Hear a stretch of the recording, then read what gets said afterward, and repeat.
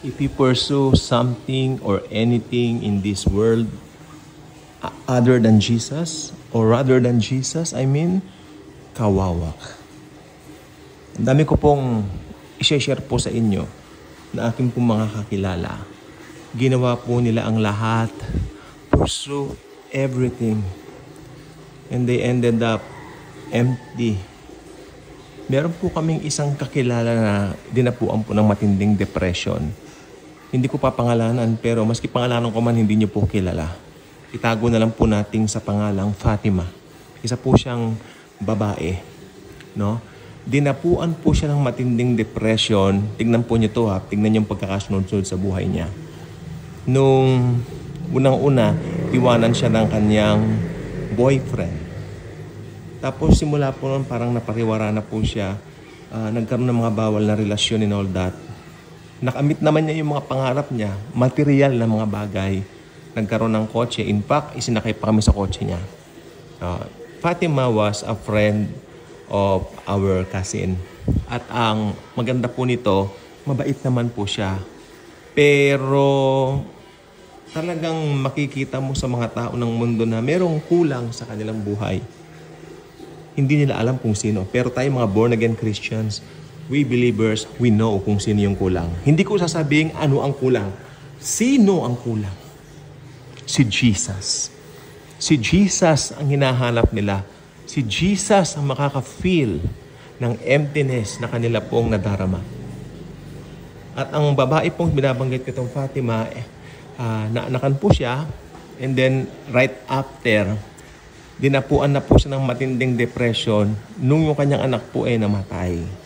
Nagkaroon po ng dengue. Then, natanong ko lang naman po at why these people, ito po yung hindi ko po nagustuhan dito, keep on blaming God. Pag may mga pangit pang nangyayari sa kanila, they keep on blaming the Lord. Tapos nung libing nung kanyang anak, kinakalbit ako na ako raw magbigay ng ng parang maikling message. Oo, doon lang naman sa kanilang place. Umuo naman po ako. Then, bakit ikaw? Sabi ko, no, I can't. Kanya, hindi ko kaya. Kuya, hindi ko po kaya kanya. Tagal na po nangyari ito eh. Then, kita ko po sa kanya na parang later on, binanggit sa akin nung sister ko na balitaan daw niya doon sa cousin ko na parang blame daw niya ang Diyos. Wala siyang karapatang i-blame ang Diyos, kako. Sapagkat isa po itong Fatima na ito na parang pinagtatawanan yung faith namin because we are Christians. At yun, parang they taunt Christianity na parang, hey, malapit ng rapture, parang gano'n. Parang, alam niyo naman, ako naman po kasi ngayon, kapag ginaganyan naman na tayo, malawak na lang kaalaman ko, ang pangunawa ko, hindi ako magagalit sa kanila. Kaya sila gano'n, hindi nila kilala si Kristo eh. They don't know Jesus yet. Pero naisip ko rin naman, nung hindi ko pa kilala si Jesus, hindi naman ako gumaganyan sa mga hindi Kristyano. Ay, opo, meron din, pero parang inaano ko na ng konti, merong isang pastor na parang pinagtitripan namin noon nung hindi pa ako mananampalataya kasi yung itsura po niya. And I was so young then. Pero not to the point na parang pinagtatawanan ko yung mga doctrines. In fact, amazed ako sa mga doctrines ng Christianity. Kasi bata pa lang naman ako, pinapasok na ako sa Sunday school. I have an idea. Pero ito mga sinasabi ko mga taong ito, Fatima, itago natin sa pangalan Fatima. This is not the real name of the person. Of course, pangangalagaan ko rin. At maski pangalanan ko dito, hindi po siya kilala. No? Alam nyo, ang ending, ang nangyari po sa kanya, siya po ngayon ay parang nagtatrabaho sa isang company sa London. Nakapunta na po siya ng London. May bago yata siyang jowa, pero alam niyo, wala na akong balita. Hindi ako interesado. Ang tinatanong ko lang kung nakakilala na ba sa Lord. Hindi pa rin yata. Pero hanggang ngayon, yung purso niya sa mundo, nandoon pa rin. Mundo pa rin. Mundo. Alam niyo, pag mundo ang pinurso mo, mabibigo ka lang. Hindi ka mabibigyan ng satisfaction ng mundo. Hindi ka mabibigyan ng, ano tawag dito? Yung contentment ba? You cannot get it from the world. Bagkus, papapagpighatiin niya ang puso mo, pabibigatin niya ang kalooban mo, at higit sa lahat, diyan gumagana yung mga inggit. Dahil kapag ikaw nagkakaedad ka, pag hindi po mabuti, meron po ko isang kwento po sa inyo. Isa pong dati pong campus crush na babae. Ito po, ano po ito, kilala ko rin po ito, pero hindi po ganun ka-close kasi yung isang pinsan kong nasa Amerika, ito po ay kanyang kaibigan. Nag-try mag-model, nag-try ng beauty contest, hanggang dumating yung time na, nung araw talagang pinupuri po siya. In fact, nakita siya ng mother ko. Dati. Wow, ang ganda-ganda naman niya. Itago na lang po natin sa pangalang Karen. Ang ganda naman ni Karen. Ganon. Maganda. Lumabang model. Somewhere dito sa Metro Manila, nasungkit po niya yung crown. Believe me. Hindi ko papanggitin yung lugar. Kasi matetrace ko kung sino siya. Ayaw ko namang kasi mabait naman yung family nila sa amin. Pero kailangan kong gamitin sa sample dito sa mga vlogs. Ito po nangyari sa kanya. Wala naman po siyang ginawang pangit masyado.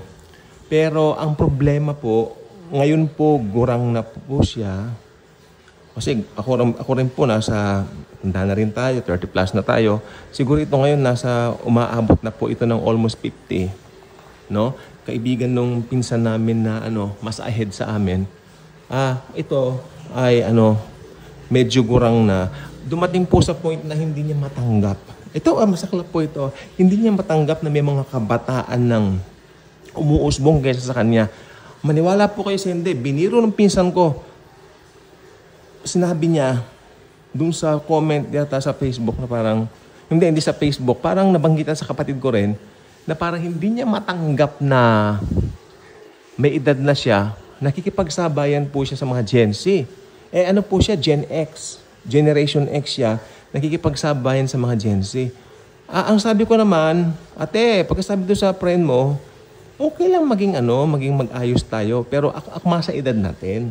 Kasi, kung makikipagsabayan dito sa mga mas bata, maglalabas siyang nagmumurang kamatis. Mas hindi po maganda yon. Opo. At sa Bible po kasi, tignan niyo po sa Bible, makinig po kayo. Alam niyo po ba si Sarai? Dati po Sarai siya Sarai. Ilang taon na po siya nung asawa siya ni Abraham, nung magkaanak siya. Pero alam niyo po ba, nagugustuhan pa rin siya ng mga di ba? Ng mga tao. O ng mga paraw, ng mga nagkakakrush pa sa kanya.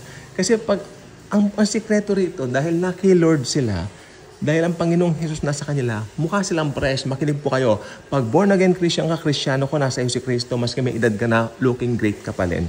Pero hindi mo pinupurso ang digdig. Ang pinupurso mo si Kristo Jesus. Okay?